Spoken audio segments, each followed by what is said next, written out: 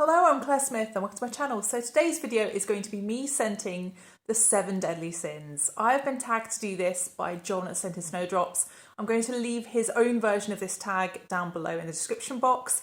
If you do want to join in, feel free to do so in the comments. I always just think it's really interesting to see what people come up with. And if you haven't seen me before, I'm Claire Smith. I make videos all about perfume, perfume science, perfume history, perfume psychology, and I also just do some straight perfume reviews and also fun perfume tags just like this one. So if this kind of thing interests you, then please do consider subscribing, and please also like this video if you do like this kind of content. So let's get on with this. What's the first deadly sin? So the first sin is pride, and pride is defined as an excessive love of oneself. And I can see that pride in large doses is something that's quite negative, but I think in small doses it can be quite positive. It can be something that can spur you on, can give yourself a pat on the back about something, and it can just make you look after yourself a bit more as well if it's to do with your appearance. I don't think it's necessarily always a bad thing, actually. But for my choice for pride, I'm going to choose a fragrance that I am just really proud to own, because it took me a long time to find this one. It's really quite rare nowadays, and I think this fragrance is really regarded as the creme de la creme of designer perfumery over the last 10 years. And this fragrance is Thierry Mugler's Alien Essence Absolue. So I can totally see why people love this one. It's deep, it's rich, it's vampy, and it's totally winter appropriate. It's something that has that old school alien DNA. It has that kind of slightly menthol feeling jasmine in it. And it also has some deep resins, some vanilla. The vanilla here with the resins and the amber sort of come off as slightly something sweet and gourmand, almost like a marzipan to me in the dry down. I just think this one's completely addictive, and I totally see why it's loved and why it's missed. And ultimately, I am just so proud to own a bottle of this. So that's Alien Essence Absolue by Thierry Mugler. The next sin is gluttony or overindulgence. And it's really to do with a misplaced desire for food as a form of sensuality almost. It can be with drinks or intoxicants as well. But really, it's just an all-encompassing term of having too much or wanting too much of something for some other reason than that you need it, basically. So I'm going to choose a fragrance that I bought instantaneously the moment I smelt it, and that doesn't happen very often, and it's quite a recent release, this one. I was in a Lush store and I was just smelling their fragrances, their new releases, and I came across this one and I just couldn't put it down. I just wanted it just immediately, and it's a gourmand fragrance, and I'm not normally into gourmands that much. It has to be quite a special feeling fragrance, quite a realistic gourmand before I'm going to bite. And this one ticked all the boxes for me, and I just think it's very now. It's very this time of year for me. It's Halloween, it's bonfire night, it's those kinds of caramelized sugar foods in this fragrance that really just tick those boxes for me. So this one is Chelsea Morning by Lush. So this starts off with a sort of lemony butterscotch kind of smell. If you smell it closer up, it's more lemony, so it's quite fresh to wear. But if you smell it further away, you just smell like a caramelised sugar, like a butterscotch. Then in the dry down, it turns into definitely more of something caramelised, something that's really almost court sugar. It's like when you're at your grandmother's or something and you've got ginger biscuits. You're having your ginger biscuits with some tea. But these ginger biscuits, they're not indulgent enough. Grandma has coated these ginger biscuits in maple syrup. This fragrance is just the ultimate in indulgence, and it's just delicious. And I bought this and I wore it for 1 week straight after buying it. And I've got a perfume tray. That's not in the rules of perfume trays, but I just couldn't resist this fragrance. It just got me. And the brilliant thing about this fragrance is it's 30ml is £20. It's so affordable. Definitely get to Lush and try this one. I don't, do this. I don't like plug things regularly, but I just was blown away by this fragrance. If you like gourmand fragrances, if you just want a fun fragrance, a fun cheapie, this is definitely a fun cheapie, and it just had me at hello. So that's Chelsea Morning, my gluttonous fragrance from Lush. So the next sin is envy, and envy is defined as a jealousy of other people's possessions. So I think in more modern times, it might extend beyond possessions into other people's experiences, other people's lifestyles, perhaps. I think that's really definitely a thing that you get with social media. because people always present the best, don't they, of what's going on in their lives quite often. And I think that really induces envy in some people. I think also we see it in fragrance content, because you look at people's fragrance shelves in the backgrounds, don't you? But the reality of that is probably they've got a lot of those in PR, and perhaps the reality is that they don't enjoy all those fragrances, but they feel like they have to keep them. So the reality can be very different, can't it? But I think the fragrance I'm going to choose for envy is one that I saw on social media during lockdown, and I felt envious of other people having this one and me not having this one. And it really induced in me a feeling that I should get a big bottle of this. And I don't think I'm ever going to finish this bottle of fragrance because it's such a strong fragrance. So this is Mugler's Aura. So this fragrance is a very green fragrance overall. It's a wet, lush, tropical rainforest kind of fragrance. It's vanilla, but it's a green vanilla, and it's got a lot of rhubarb in it. That's really what gives it a kind of zing and makes it stand out. It's a very distinctive fragrance. This one as well also comes in this green heart bottle, and I always think of envy and jealousy as being represented as a green heart. It's basically a corrupted version of love, isn't it? A corrupted version of love and desire, envy and jealousy. And if love can be represented with a red heart, then envy and jealousy can be represented with a green heart. So I just think this fragrance ticks all the boxes here. So that's my choice for Envy, Aura by Mugler. So the next sin is greed or avarice, and that's defined as an excessive love of money or power. And I think, that you could apply that to most politicians really, but I think for fragrances, I'm going to choose a line of fragrances that I got obsessed with. So I'm going to choose the Dior Privé line.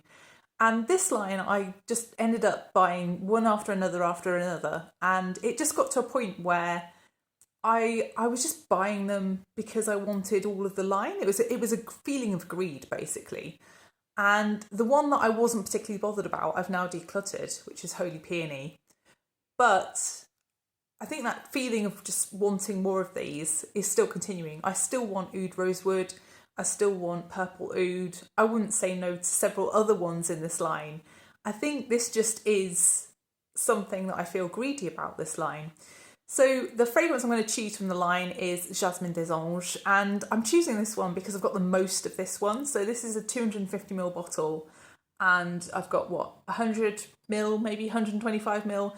I don't need 125ml of any fragrance in my collection. I have over 100 fragrances. I do not need this much of anything, but I still wanted this much of this fragrance. So Jasmine des Anges is a really light, airy but sweet jasmine, and it has a fruitiness to it, but also it has this kind of almost honeyed feel to me, like a honeyed floral feel. In the dry down, you get a beautiful muskiness as well, and that's something I find addictive. So I just find this whole idea of this fragrance and the whole idea of the line just my idea of sort of greediness, really. So that's my choice for greedy, Jasmine des Anges. So the next sin is wrath or anger, and that's defined as hatred, a need for revenge, or even denial. It can also be referring to seeking some kind of punishment outside of the world of justice. So what am I going to choose for this one? Well, I feel like I should choose something that really makes me angry. And that's when I love a fragrance and it's either reformulated or discontinued. And I know there are reasons for that. I've made a video all about the reasons for those things. But ultimately, it doesn't stop you being annoyed, does it? It doesn't stop those feelings from coming. I could choose a lot of fragrances here, but I think there are a lot of fragrances that really chime bells with people. Like, I feel like people get really upset about Gucci Rush, the way that's been reformulated. I think people get really upset about Si Fiori by Armani. I think that one really annoys people, that one's been discontinued. Stella, I feel like that one really annoys people as well. But the fragrance that's been reformulated that I just think is a shadow of its former self is Alien by Mugler. And that's why I've had to go and seek out these older bottles, because I just didn't even realise how good it was, because I didn't really remember it from way back when. And when I bought some vintage bottles, I just got so annoyed how beautiful this fragrance was and what it smells like now. And I realised that it's probably IFRA, it's probably also the transfer of ownership, various different things that maybe why this fragrance has been reformulated and changed over the years, but it still makes me very angry. So Alien by Mugler is my choice for wrath. So the next sin is slothfulness or laziness. And I guess laziness was a sin back in the day because if somebody didn't pull their weight, then other people around them had to work harder. And I guess that's still true today, isn't it? But I think slothfulness is something that's aspirational almost, especially at weekends when we just want to relax, when we've had a hard week. Perhaps you stay in bed a bit later, perhaps you stay in your pyjamas a bit longer.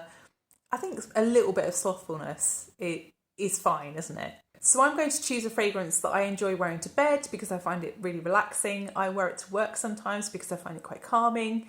And I sometimes wear it at the weekends as well because it's just a very at-home fragrance. It's something that you can always be comfortable wearing. It's something you don't need to think about because it's just one I constantly enjoy. So this one's Sandalwood Temple by Saint Jardin. So this fragrance is a sandalwood fragrance, but it's not an overtly milky sandalwood. It's not an entirely woody sandalwood. It's sort of somewhere in the middle. And it's something as well that has vanilla. It has some woodiness from some vetiver, but also from some guaiac wood, and that lends it a slight smokiness in the dry down. You kind of get a peekaboo smokiness in this fragrance. It comes and it goes. And I just think that's really interesting, whilst also not being jarring. It's quite a gentle, just really relaxing, calming fragrance, really overall. So that's Saint Jardin's Sandalwood Temple. So the final sin is lust. And I think lust is defined as an excessive sexual desire. And it was defined by Dante as something that is detrimental to true love. And I don't entirely agree with that again. I feel like lust can be part of true love. Lust can be something that you feel excessively towards someone that you're in love with. And as long as that's reciprocated, I think that's healthy. I think initially as well in relationships, that's a big part of how things begin, isn't it? You need a bit of lust going on. So I think, on YouTube, in regard to lust, you see a lot of perfume content based around lust as a concept. Panty droppers, make him sweat, all those kinds of strange videos that I don't tend to do and shy away from because I'm British. But, in my experience, I think there are limited things that do drive some people insane. People go a little bit crazy for.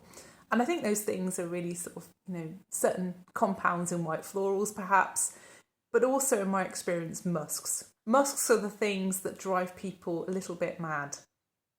So for me, I think there could be a few musk fragrances in my collection that I think I could pick. I really tend to gravitate towards the darker musk. So Lolita Lempicka has that style of the darker musk in it.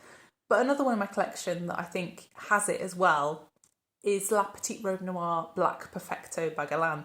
Guerlain are always a house that strike me as quite innocent a lot of the time, but they do have this kind of slightly vintage, vampy feel about them as well. And I think that's what comes out in this fragrance. Even though it's quite a playful fragrance, I do think it does have that kind of musky undertone underneath all of the rest of the fragrance. That's really what I want to focus on with this one. It's not really the top notes. It's not really anything that you'd smell in the first hour or two. It's what you smell on your skin after 3-4 hours, when someone's nuzzling your neck, when they're close by, when they're just in your universe and there's nothing else in the world to them other than you.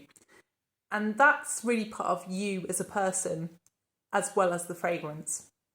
So I don't really know that it's only fragrance that gives people those reactions, is it? It can't be, but I'm sure it does help. So yeah, this one has licorice, it has black leather, it has rose. The powdery rose is beautiful in this fragrance, also the cherry. And I do think that I'm one of those people who is driven a little bit crazy by a bit of musk in a fragrance, but it has to be a particular type of musk. So Guerlain's La Petite Robe Noire Black Perfecto, definitely ticking that box for me. So I hope you enjoyed the video. Please let me know what you would pair with any of these sins. I'd be really interested in your answers. It took me a lot of thinking about to pair these fragrances, some more than others, but I'd be really interested to hear what you come up with. And if you have enjoyed this video, then please press the like button and please also consider subscribing. And thank you so much for watching, and I'll see you in the next one. Bye.